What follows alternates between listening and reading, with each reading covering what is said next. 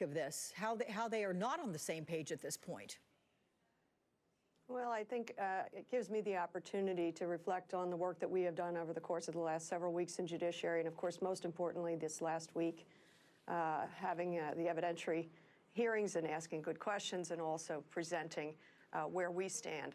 What is clear and uncontroverted, and that's what I would ask the senators to keep thinking about, is that the president sought to interfere in past elections and in the upcoming election for his own good, for his own personal and political gain, asking a foreign country, a foreign leader, to help him out, to announce an investigation of his opponent. Imagine if I did that in my original election or in this upcoming re-election. What if I went to a foreign country and said, could you help me out? Could you announce an investigation into my opponent? Would I be worthy of the office I held, or would I be tossed out? I hope I would be tossed out. We have a clear and present danger and threat that is ongoing because of the behavior of the president. They put forward no evidence to show that that was not the case. So I hope in these days leading up to the House vote, my colleagues on both sides of the aisle reflect on their vote and remember that it is a vote about truth. It is a vote about upholding our Constitution and not just mouthing the words that we call it precious, and then being true to ourselves. These are troubling times, and it calls for really serious reflection on our votes. I got to tell you, you simplified it so well with that analogy, the hypothetical one about were you to have done something similar. I mean, you're absolutely right there. As you look at, though, the different scenarios, short trial versus long trial, what do you want to see? And what do you think your Democratic colleagues would prefer to see? Well, I have to admit that I'm not going to prejudge what goes on in the Senate because my duty has been as a member of Judiciary in the House. Whatever the Senate does, I hope they do it with impartiality. That is their obligation. To already hear leaders saying we're going to work in full coordination with the president and with his lawyers is malpractice. It's a violation of their oath of office and the oath they will take as jurors. You know, actually, so I hope they give it full, fair, impartial consideration. And to your point right there, I want to play what Pam Bondi said about exactly what you're talking about. Mitch McConnell working hand in hand with the White House. Here's that, everyone. So we weren't given a fair trial in the House at all. Now it goes to the Senate, and these senators, the president deserves to be heard. We should be working hand in hand with them. The rules of evidence will apply. These are the senators who will decide if our president is impeached, which will not happen. What's your reaction when you hear that? Well, I keep thinking of the notion of what our framers really wanted to protect, which is a co-equal branch of government. Congress is a co-equal branch. We are not complicit with the president, and we don't need permission of the president. It's a fundamental misreading of the Constitution. If we simply mouth the words that we value the fact that we are to be a check and balance on one another, judiciary, executive, and Congress, then we are going to actually devalue our Constitution. There's nothing more, there's nothing less at stake. It's literally upholding our Constitution. So I find it absolutely puzzling that the Senate wants to be in full coordination with the defendant. Doesn't make any sense. It's extraordinary because earlier this morning here on MSNBC, I listened to one of our legal analysts who read the verbatim of the oath that will have to be taken by the senators declaring them to be impartial jurors. Yet we've heard so many senators, they've declared this already a fait accompli. I mean, how do you reconcile that? I hope, I have always held out hope. I am not one of those who said we will not get any votes from Republican senators because there's something more at stake. You know, I had the chance just yesterday to be home for the first time in several weeks.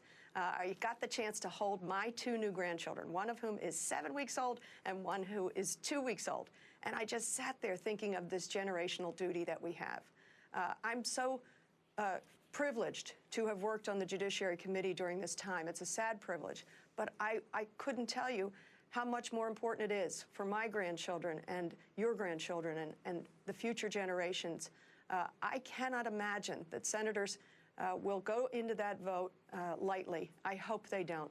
Where will they want to be remembered in the history books? Having propped up the most indecent, corrupt president of the United States, torturing their own words and their own votes for such an indecent man who has not upheld his oath of office, who has betrayed our country, our national security, our free and fair elections.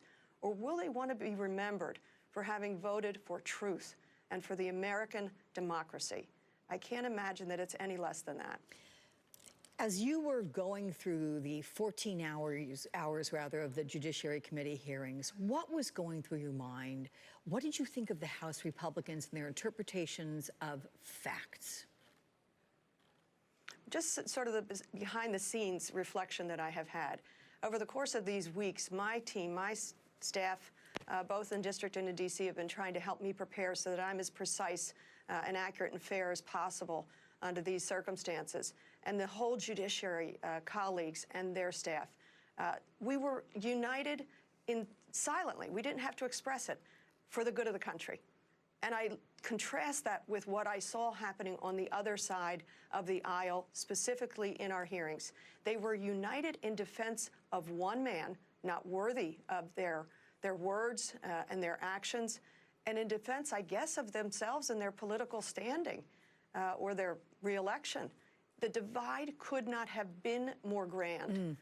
And it was so wonderful to be on the side of just people working round the clock, literally, in these committees and on my staff for the good of the country to uphold the Constitution. And I would be puzzled every single time you heard the mistruths that came out of the mouths of the people sitting next to me across the aisle. But that's when the cameras were on.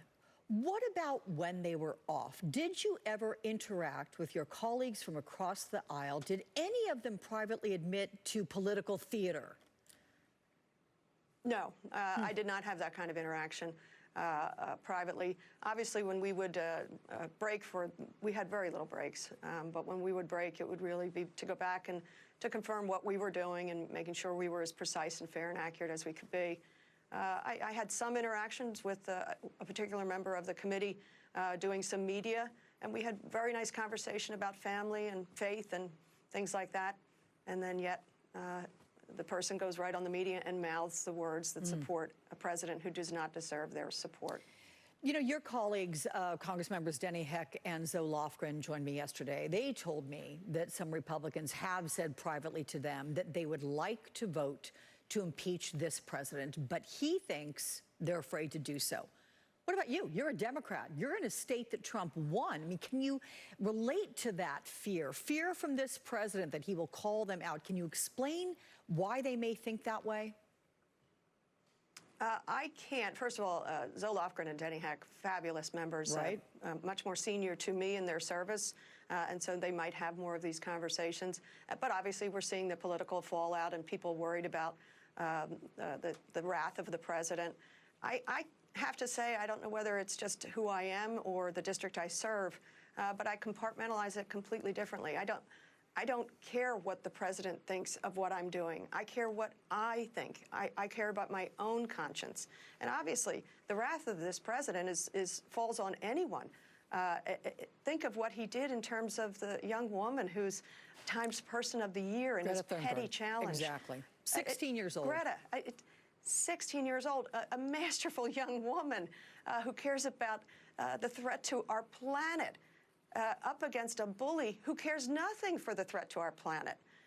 So I don't care about the political fallout, and that's not just because I'm in a seat where my constituents believe most of them, not all of them, of course, that I'm doing the right thing, that I've been constitutionally called to do the right thing.